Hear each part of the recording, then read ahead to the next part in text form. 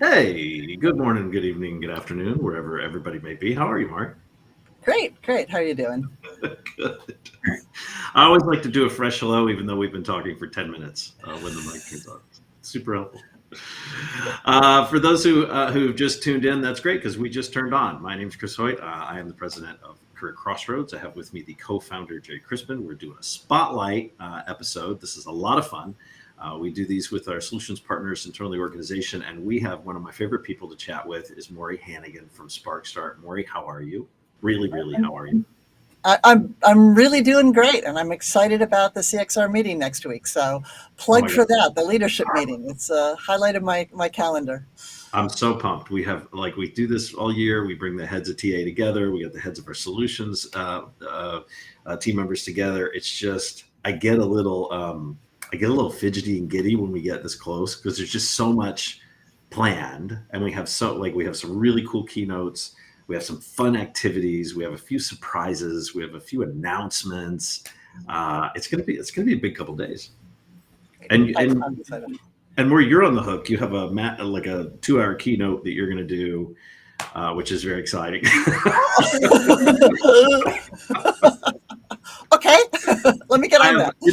I think even if you were just getting that sprung on you, I think you would not have a problem. I love it. Yeah, wind me up. I'm ready to go. Well, we do have a cool topic that we're going to talk about today. Before we do that, you want to give a little background, who is Maury Hanigan, who is SparcStart, like what the platform does, what you all do, sort of as an organization, for those who maybe have been living under a rock for a while and haven't heard of you. Yeah, I'm Maury Hanigan. I'm a marketer at heart. I started my career at Procter & Gamble and Pepsi and did classic consumer packaged goods marketing, and was appalled at how far behind most HR departments were when it came to marketing. So I flipped over to the HR side and have developed a recruitment marketing platform called SparcStart. And what we've done is we've put together all of the individual point solutions for recruitment marketing. So you've got everything integrated in one platform. So it's everything from content creation to approval automation, to content hub, to social sharing, to employee advocacy, to analytics. So it's easy, it's consistent. You've got one source of truth. And we've made it, just scalable for you. So you can do all the things you want to do and not spend time uploading and downloading and moving things around and trying to track stuff. I love it. Well, look, one of the hot topics that everybody's talking about is our friend AI. Right? And our friend AI, you can't have a conversation in talent acquisition, it seems now, without talking about AI on some level, yeah. Right. Yeah. And from an employer brand standpoint, I mean, aside from people that are using AI to generate employees for branding content, which I strongly encourage people not to do for a whole bunch of reasons beyond this. But one of the things that AI is doing, because it's made it easy to collect and manipulate people's personal data, is there's just a rash of legislation out there around data privacy. And it's changing. It's state by state, sometimes municipality by municipality. It's global. We've got Denmark off doing their own thing. It's tough for people in employer brand to keep up, and it absolutely applies to them. We think, we all talk about NIL and think it only applies to college athletes, name, image, and likeness. It doesn't. It applies to everybody. Now, we all wish the big dollars of the college athletes applied to this, but there is just there's both a tremendous amount of legislation and a ton of things changing that are making it really challenging for employer brand people. Yeah, I mean, as much as I'd love someone to pay me for my signature, you're raising a really good point, because I think we have a number of folks we talk to on the EB side who are using AI to generate images or to alter images. Like I did a keynote at one of our member companies, and they had sent me some assets, and I wanted the picture of the employee that they sent to be animated and doing something. So for the presentation, I put it in AI, full disclosure, I put it in AI, I said, make her dance with these letters. And there's a little animation, and they did the dance. And of course, we all loved it. And this is months ago, we all loved it. But now I'm looking at that and I'm thinking, ooh, Ooh, could that have been an issue? Could we be at risk because I'm still kind of doing it? Yeah, Tech's doing it now that there were 6 months ago, right? Can we talk about that for a second? Yeah. There's some of the reasons this stuff is complicated is it's a lot of overlapping legislation. But one of the things that's really clear is when you convert employee data to biometric data, right? And that includes facial recognition. It includes using AIs to manipulate people's images to make them dance, God forbid. We're worried about things like somebody looks at an asset and goes, "Oh, could you get Chris to smile a little more?" And you load it into AI and it changes your facial. There are very specific regulations around using AI to manipulate personally identifiable information, which is what your face is. Your image is your face. A photograph, interestingly, you can touch up a photograph, but once you convert it to facial recognition, you now have biometric data. And there are a slew of laws that cover that. Let me disclaim here, I am not an attorney. I don't give legal advice. What I want to do is make sure people are well versed in the issues so they can sit down with their legal counsel and have an intelligent conversation. And they can bring these things up. Should I be worried about this? What do I need to do about this? Here's the policy I've got here. Are we covered? Is this the risk mitigation you want to have? So full disclaimer, no legal advice here, but I am knee deep in this stuff. So I can. Okay, so let's draw a line a little bit, right? Because we know I'm going to pick on Canva because I was messing around in Canva this morning. We got a number of recruitment marketing folks, AEB folks are using Canva all the time. So Canva's got a feature in there. I got Jerry's picture. He looks a little, he's a little skewed to the right, and it's a little fuzzy. And I can use the little enhance feature. Now that cleans him up. It softens the lines. It sharpens the picture, right? Looks great. We use it. But you're saying that's okay. But the minute I say, make Jerry smile a little more or tip his hat a little bit, is that when we're crossing into a bad area? It's when you convert that image into biometric data. For facial recognition is that, we've had people say, oh, gee, if we need to take down an employee asset, we just use facial recognition. We scan the picture in and then we go and look for it. Now you're into biometric data. Clearly, you can do that, but there are very specific consents you have to have. You have to store that. If you're a U.S. citizen, you have to store that data in the U.S. You can't have it on servers that go somewhere else. I mean, there's just a slew of regulations that you need to make sure you comply with.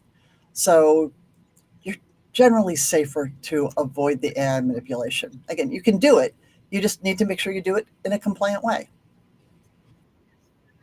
Is this Maury? Again, I know you said you're not a lawyer, right? But you're our faux lawyer. You're a fill-in lawyer today.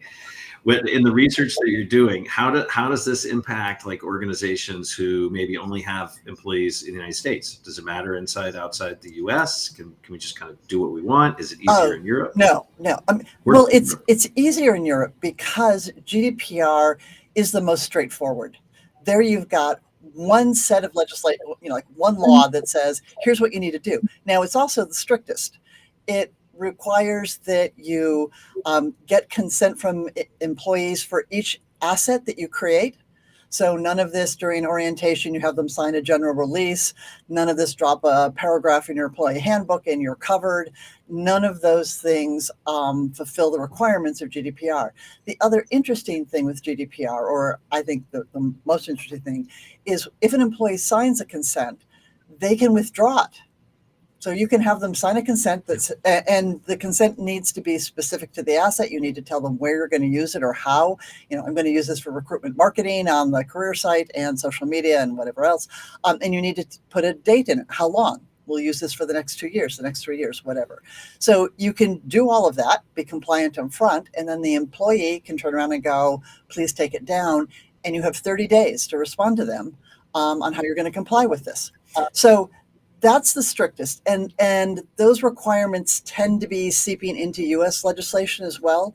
The one we're watching most closely is there's a piece of legislation in Congress right now, has bipartisan support for senators that are supporting this, called the No Fakes Law.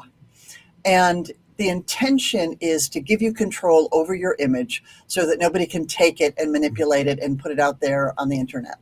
So in theory, that shouldn't apply to employer brand where you're using your employees to do employee testimonials and day in the life and those sorts of things. But the wording on that isn't final yet. So it's unclear how that will affect it. The other thing that's making it, and there's a slew, we've got 30 states right now that have passed data privacy laws. So if you're in the US and you've got employees in more than one state, or they happen to be in cities that are New York, San Francisco, passing their own versions of these things, we always recommend people just do best practices for risk mitigation. Like you need one policy that's going to cover you globally. But the other thing that makes this tough is because all this legislation is new, a lot of it takes effect, 2025, some of it 2026. There's no case law yet that kind of defines the parameters. So there's a lot of the data privacy law exempts employees, right? Because as an employer, you need to know somebody's social security number. You need to know if they're married or not because you're withholding taxes from them. You need to collect a whole lot of personal data. But they're silent on what happens when the employee is no longer an employee and they leave your organization. Are they now a consumer and covered under consumer data privacy? What's the termination? So that makes it hard. You patch together the publicity laws, the right of privacy laws, the biometric stuff. And unlike GDPR that says, here are the things you must do. To me, that's easy. Got it. Okay. I got to do X, Y, and Z. The US, it's like, well, under this, you kind of have to do it, but you're exempted because you're an employee. But once you leave, not quite sure where you are there.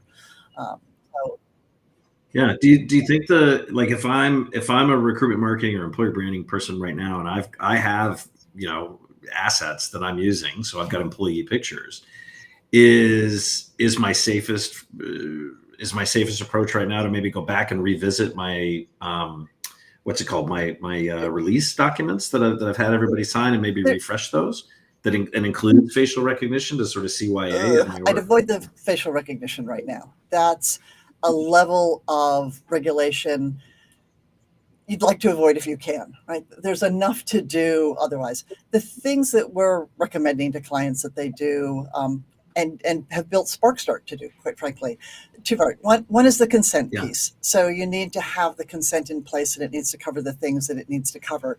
But the other piece is when employees ask you to take down their image or to stop using their image. That's something that essentially all employers are unprepared to do because they don't have a record of where they use that image. Did they post this one on LinkedIn? Have they, is it on the career site? I think so. Is it in a nurturing campaign? They don't know where it is. They don't have version control. They're storing things on SharePoint and who knows how many folders and how many copies of this there are.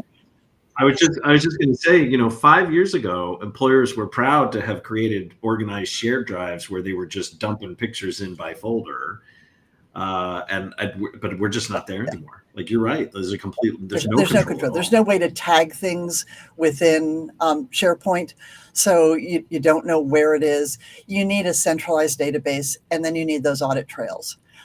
And it's hard to do. If you're using all those different point solutions, if a video is being created, did someone sign a release? Do you have a release? Where it's being shared. The other thing we're seeing with employee advocacy, some organizations are, having employees go out and create their own content and post it. If they're showing another employee in a video, did they get consent from that employee? You may have consent from your advocate, but if they want to say, hey, here's the team I work with, what have you got? And then heaven forbid you're in one of those highly regulated industries like healthcare, because there's another whole set of legislation that does that. Yeah. That's crazy. So Maury, what might you recommend for someone who's looking for a way to be able to track all of this and keep the organization safe? The first thing is don't stop using real employees, right? They're credible. They're authentic. Please don't go to stock photos. You can see those coming a mile away. If you're really going to communicate about your organization and you want to, encourage potential candidates to take a serious look at you and apply intentionally, as opposed to all the remote applications going on. We talk a lot about intentional applications. you need to do good employer branding, and good employer branding is going to be most credible if it comes from your employees. So you want to do that. But the second thing is you want to put in a platform that's going to do all that work for you. The best analogy I can come up with is there are a ton of laws out there about driving, right? You switch lanes, you need to put on your blinker. They vary from state to state and location and so forth. You just go out and you buy a car that comes with blinkers, and brake lights and all the other things. You don't make this a project yourself. The same thing is true of your recruitment marketing platform. If you have a platform that comes with all the compliance features to it, and the workflows to it and so forth, then you're fine. And you also want a vendor that's going to keep up with this stuff. We've just put out a white paper on all of this, and we've decided we're going to keep it on our website. Anybody's free to come in and download it and have it. But we're not going to post it places because this stuff is changing, and we're going to keep up with it. And we continue to have conversations about what's changing, what's best practices. We have a client right now who's done a really nice job connecting their database to their HRIS system. So if an employee leaves the organization, they pull down the asset. And they just, every 6 months, they just do a refresh, because there are business reasons why you want to be current on this stuff as well. If you've got an employee saying, this is the best place to work, I love the autonomy, I love XYZ, and they're not working there anymore, it's a little awkward. Or I got to bring up, if your CEO goes to a Coldplay concert, Chris, imagine if Jerry's at Coldplay, he and Barb are bopping to the music. You're in a world of hurt. You got to pull that down. So. I don't even know where to look right now. Yeah, it could be it could be a challenge for some organizations, for sure. Well, I mean, a lot of employers say, "Oh, we keep people up there, and if they leave, it's better." But you really, to have a well-managed recruitment marketing organization, right? If you really want to do this well, not just, we got assets out there and we don't really measure them, we don't know where they are. If somebody asks us to take it down, we really don't know how to do that. We had a CXR member tell us that they had an employee who, tragically passed away. And the employee was in some of their assets, and the family came and said, "Could you please take these down? This is hard for us to keep coming across this." And they wanted to comply, but they couldn't, because they had no idea where the stuff was. We had another client who had a young woman who was being, trailed online. She was being harassed online. And she said, I need to take my image down. This is too hard. They wanted to comply. They wanted to do the right thing. But they had no idea who had posted it, where they'd posted it, what had been done. There are a lot of good business reasons to do this. People tend to make decisions because there's a compliance issue, but there are as many good business reasons as there are legal reasons. Yeah, well, and I know you want to keep and it's funny you say that. That really resonates with me, because I had a team member ages ago who was on my team. We were using her image in some of our media, and she was going through something complicated in her personal life, and we spent hours trying to dig up where all we had posted it, where maybe we had shared it, so it's a pain. So, and I know this is, you wanted to have a conversation, you didn't want to do a walkthrough of the platform, and I appreciate the knowledge share, but I mean, can you kind of give us a little bit of an overview? You're talking about version control, you're talking about an audit trail and tagging. Can you at least high level explain how that gets cared for some of our members now who are SparcStart customers? Just kind of give people an overview of sort of what does that sort of just look like at a high level in a platform? Sure. Well, when you've got one platform, right, and you're using it for content creation, so you want a video, we've got consent forms built in. So before someone can record a video or upload a video, they've got to complete a consent form, right? And we've got that consent form, and it's there. Once the video is uploaded, you can edit it. There's automatic approval, so you're sure that somebody's eyes have been on this asset before it's shared. We've got required fields, so you've got things like the name of every employee in there. So if Chris Hoyt resigns tomorrow, you walk into SparcStart, you type in Chris Hoyt, and we're going to deliver back every asset that Chris Hoyt is in. Better than that, we're going to show you every place it's been shared. We can even show you everybody who's shared it. And that's all at the, you don't have to come to us to do it. That's all dashboards. You can go in with every asset and say where it's been used, who's used it, the date. We do things like automatically tag every asset with a deletion date, so it conforms to your data retention policies. Most organizations have policies about how long certain assets can be around, and if you've got a good consent form that says to an employee, we will use this asset for the next 3 years, you don't need a job on your hand to pull things down in 3 years. Now, you can go into a dashboard and see what's scheduled to expire this month. And if it's your CEO who's done a speech about the long-term vision of the organization, that may be an exception. You can go in and edit the expiration date, but at least you've got an automated process in place to do all of that. So it's about complying not only with the external rules, but also your own internal rules about that. So lots of those things built in. And when you've got it on one platform, you can trail all of it. I mean, I can tell you exactly what has happened to every asset in your system, how many uses it's had. I can even calculate your earned media value, what it would have cost you had you paid for all of that exposure, which is something that employer brand teams love, to get a dollar value back. And you can customize that by how much you normally pay for sponsoring things. So it gives you a single source of truth, right? You've got one platform where all your assets live, where everything is tagged, everything has got audit trails, it's all there. And you can do things by a single click of a button. You want to share this to LinkedIn, you click a button and the platform tracks everything for you. You want to put something in a nurturing campaign with your CRM, you click a button, it goes there. You're doing an online career fair and you want to have a video in the waiting room, you click a button and it goes there. But it keeps track of everything that you've done. So you can go back and say, all right, I know where all these things are. Yeah, it's funny. So I've known you for a number of years, Maury. So it's been just so interesting to me to sort of watch this platform evolve and the product evolve. I remember talking to you years ago, and you were having a lot of hard conversations because all these legal concerns, and people were, our legal team's too nervous about video and too nervous about time. And it seems to me now, SparcStart is almost an ally to the legal team as much as it is to the branding team, because I got all that covered. Right. So a legal person comes in and says, well, what about? And you're like, bam, we have handled all of that. We have delivered this up to you. And we've made some really quick, easy ways to not only mitigate risk, but to help completely avoid issues going forward. It's just been so fun to watch. I'm not sure I'd call myself an ally of the legal team. I'm an ally of the brand team, so they don't have to worry about this stuff. There's a reality. You don't want to be that employer brand person who sits down in a meeting and legal says, okay, we've got these and these and these requirements. What are you doing, to comply with this? Yeah. You don't want to sit there and go, duh.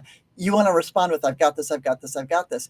And the problem is, once these laws come into effect and say you need audit trails, you need to be able to withdraw these things, it's too late to start to tag them and go back. And I remember talking to one person who walked into a large corporate and she said, it took me a year to get a spreadsheet just to know what assets were out there, because globally there was I had no idea what was being shared, where it was being shared. And she just went to Excel to try to get the titles of these things and where they were. I bet that's more common than most people think it is. 100%. Right. Yeah. Right. And once the legislation hits, you need to be, compliant from that day forward. Not, okay, every new thing we have, we will start to, track and tag and so forth. You need it all in shape before it hits. I love it. Love it. So if I were setting my budget for next year and I'm looking for a solution, this might be a platform I want to consider. Well, or even if you were looking to save money, the reality is when you buy all these individual point solutions, it gets very expensive.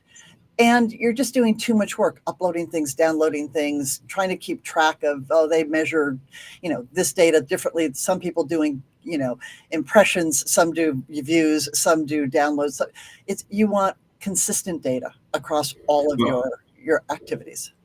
Yeah, and the savings I heard were more of what really resonated with me, more of a soft cost, more of an opportunity cost. Right, rather than my team, the individual leaves and now we have to spend 3, 4, 5 hours digging through things, or we get called for an audit, or we get whatever. I just love the idea of just all of that being taken care of. Yeah, the soft cost, absolutely, it's so much more efficient. But the hard cost, the actual dollars, it's less expensive to buy one platform than 6. Well, that's true. The math is mathing. Yeah. Well, Maury, if people want to learn a little bit more, obviously they can connect with you here. We're doing this on LinkedIn Live as well. They can connect with you there directly. I know you mentioned a downloadable out on the website. You want to give them a landing page? You want to give them a place to go? You got a URL for them? The easiest thing is SparcStart.com. Spark, S-P-A-R-C with a C, SparcStart.com. You find out all about it. And yes, I'm very open. I'm happy to have conversations with people. If they just want to talk about what their process is now, or get a little more background before they sit down and talk to legal, I'm more than happy to just have conversations with people. So please feel free to reach out. Yeah, I mean, I know you could talk about the platform all day, but you're certainly one of the more knowledgeable folks in the space that we do enjoy sitting down and catching up with, whether it's I'm having flashbacks to Napa. So whether it's a hotel lobby over wine where we're all catching up, or whether we just jump online and kind of catch up about what's happening. I just really enjoy talking to you. I do too. Great. Thanks, Chris. Good stuff. Good stuff, everybody. cxr.work/podcast for the rest of this. You can catch up. We'll put some links in here. Again, if you've got questions for Maury, you've got questions for Jerry or myself, drop them in the chat. We make sure we answer all of those when they come up on our alerts. And I encourage you to check out what's going on over at Spark and grab that paper and check that out with your teams. There's certainly going to be some knowledge in there, whether you are looking for a platform or not. This is information I feel like you cannot walk away from. Like, there's more coming here, whether we want to be holding hands with legal or not. That's kind of where we're at. We need to be good partners across the board. I love it. All right. Thanks, everybody. We'll see you on the next one. Okay. Thanks.